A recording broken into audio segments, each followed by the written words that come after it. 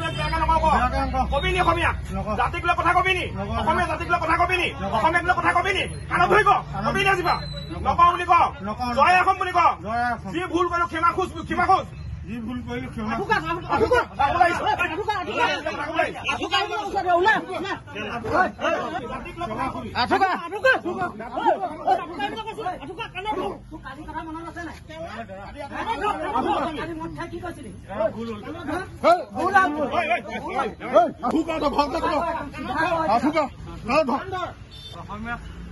বেয়া ব্যৱহাৰ নকওঁ এখন বিহাৰ নহয় জয় অসম ক জয় অসম ক এখন বিহাৰ বুলি ভাবিছিল নি বিহাৰ বুলি ভাবিছিল নেকি এখন বিহাৰ বুলি ভাবিছিল নি অসমত আছে নহয় অসমীয়াই যেনেকে কয় তেনেকে থাকিলে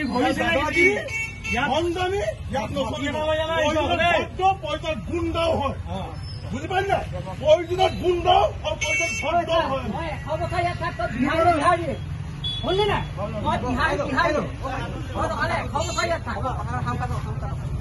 আজিকালি পানী খাই লৈ ৰেকৰ্ডিং আছে মই কালিয়ে গ্ৰহণযোগ্য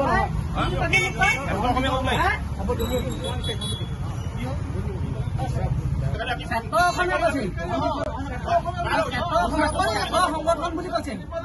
কি কৈছে ক্ষেত্ৰ সংগঠন মই কালিয়ে আমি জাতীয় সংগ্ৰামী অসমৰ সৈনিক হয় চিনি পাইছ নাই মোক চিনি পাইছ নাই মোক চিনি পাইছ নাই কোন হয় মই কোন হয় মই চিটু বৰুৱা চিনি পাইছ নাই ক চিটু বৰুৱা হয় চিনি পাইছ নাই ইয়াত থাকিবি অসমীয়া সন্মান কৰিব লাগিব দেই অসমীয়া অভদ্ৰামী কৰিবি কিন্তু কথা বেয়া হৈ যাব লাষ্ট ৱাৰ্ণিং দিছো বুলিলি নহয় দোকান খুলিছে ক'বলগীয়া একো নাই কিন্তু অসমীয়া সন্মান কৰিব লাগিব তেনেকে থাকিবি ইয়াত বেছি জাগাগিৰি দমখালি নেক্সট টাইম যদি পাবলৈ হয় মই আছো এতিয়া যদি মই বেয়াকে কিবা এটা শুনিবলৈ তই চাই তাকে দিম কালি তই কি এতিয়া কচোন কালি কি কি শব্দকেইটা এতিয়া কওঁ তই কি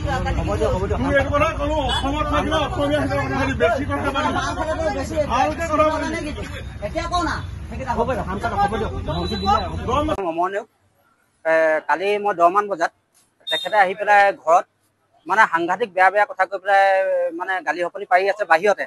তাৰপৰা তেনেকুৱাত মই বাহিৰৰ পৰা মোক খিৰিকী খুলি পেলাই মই তেখেতক কৈছো যে তেওঁ মিছেছো বাহিৰত আছে মই ক'লো যে হেৰি হ'ল আপোনালোকে যি কয় ঘৰতে পাতক কিন্তু এই বেয়া কথা নকব আমাৰ ল'ৰা ছোৱালীও আছে বেয়া কথা নকব আপোনালোকে সি আহি পেলাই মোক লগালগ মানে কৈছে সুদূৰ ভাই তই কি হয় তই বালৰ অসমীয়া তই তোৰ বালৰ সংগঠন আমুক তামুক এই ভাবুকি দিবলৈ আহিছ মোৰ ৰেকৰ্ডিং আছে গোটেইখিনি মোৰ ওচৰত গোটেইখিনি ৰেকৰ্ডিং আছে তাৰপিছতে মই আমাৰ কেন্দ্ৰীয় সমিতি সভাপতি চিটু বৰুৱাদেৱক মই অৱগত কৰিছো এই কথাখিনি আৰু তেখেতৰ লগত মই কথা পাতি থাকোঁতে এই যিজনৰ লগত মই মানে কথা পাতিছিলো তেখেতে মানে গালি সপনিখিনি আমাৰ চিটু বৰুৱাদেৱে শুনিছে আৰু তেখেতৰ ওচৰতো ৰেকৰ্ডিং আছে মোৰ ওচৰতো আছে হা আজি একো হোৱা নাই আজি তেখেতক আমি এতিয়া সুধিবলৈ আহিলো তেখেতেও কিছুমান কিবা কিবি কথা ক'লে তাৰপিছত আমি ভালকে তেওঁৰ লগত কথা পাতিছো ক্ষমা এতিয়া খুজিছে হয় ক্ষমা খুজিছে আমি কাইলৈ তেওঁৰ ওপৰত আমি চিটু বৰুৱাদেৱে ক'লে আমি তেওঁৰ ওপৰত আমি থানাত এজাহাৰ দিম ধন্যবাদ পুনৰ অনা অসমীয়াৰ উদ্ভণ্ডালি অভদ্ৰামী আৰু অসভ্যালি বৃদ্ধি পাইছে যোৱাকালি এজন বিহাৰী সম্প্ৰদায়ৰ যুৱকে এজন অসমীয়া যুৱকৰ ঘৰত সোমাই গৈ অসমীয়া জাতিক ধৰি অপমান কৰিছে নানা অশ্লীল বাক্য তেওঁৰ মুখৰ পৰা আমি ওলোৱা শব্দ শুনিবলৈ পাইছো আমাৰ ৰেকৰ্ডিং আছে আৰু গতিকে আমি জাতীয় সংগ্ৰামী অসমত এটা কথা স্পষ্ট আমি অসমত থকালৈকে কোনো অনা অসমীয়া দপদপনি আমি হ'ব নিদিওঁ গতিকে আজি আমাৰ ষ্টাইলত আমি তেওঁক মৰম কৰিছো সঁচা কথা আমাৰ ষ্টাইলত আমি বুজাই দিয়া হৈছে যে অসমীয়া জাতিক যদি কোনোবাই অসন্মান কৰে যদি প্ৰতাৰণা কৰে অসন্মান কৰে তাৰ উত্তৰ কি হ'ব আমি বুজাই দিছো আজি জাতীয় সংগ্ৰামী অসমৰ সতীৰ্থসকলে বুজাই দিছে আমাৰ কথা স্পষ্ট এখন অসমত থাকিলে অসমীয়া মানুহক সন্মান কৰিব লাগিব শ্ৰদ্ধা কৰিব লাগিব যিয়ে অসমীয়া মানুহক সন্মান নকৰিব শ্ৰদ্ধা নজনাব আৰু অসমীয়া ভাষাক যিয়ে অশালীল ব্যৱহাৰ কৰিব তেওঁৰ কিন্তু বিহিত ব্যৱস্থা আমি ল'বলৈ আমি বাধ্য আমি ল'মেই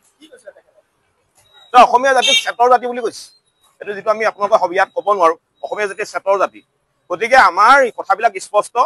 অসমত থাকিলে অসমীয়া ভাষাক শ্ৰদ্ধা কৰিব লাগিব অসমীয়া মানুহক সন্মান কৰিব লাগিব অসমত থাকি অসমৰ মাটি পানী বায়ু সেৱন কৰি অসমীয়া জাতিক অসমীয়া অপমান কৰিব অসমীয়া ভাষাক অপমান কৰিব তেনেধৰণৰ অনা অসমীয়া কিন্তু আমি কঠোৰভাৱে বিহিত ব্যৱস্থা যি ল'ব লাগে আমি ল'ম আৰু লৈছো নামটো নাজানো আমি বিহাৰী সম্প্ৰদায় বুলি গম পাওঁ আমি আওকে কাঠ চুবা আমি যাম আওকে খাবলৈ যাম কালি ৰাতিপুৱা আওকে আমি এজাহাৰ দাখিল কৰিম